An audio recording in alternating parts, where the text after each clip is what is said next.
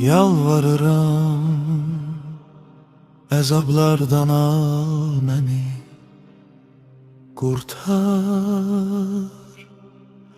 Bu dar otaqda nəfəsim çatmır, ahım dar.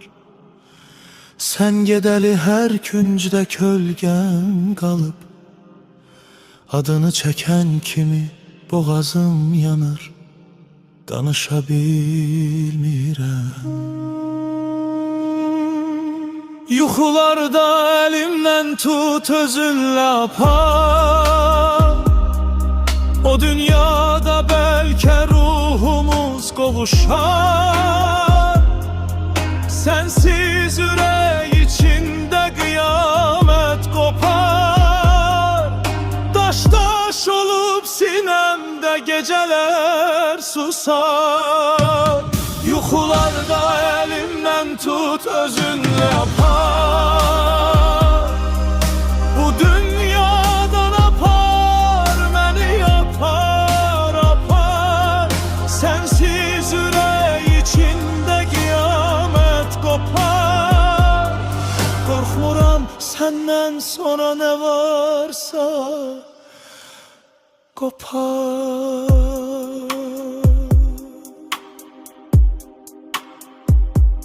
Pəncərələr buz kimi şəhər yad gəlir. Səsini xatırlayan divarlar danışır, dillənir.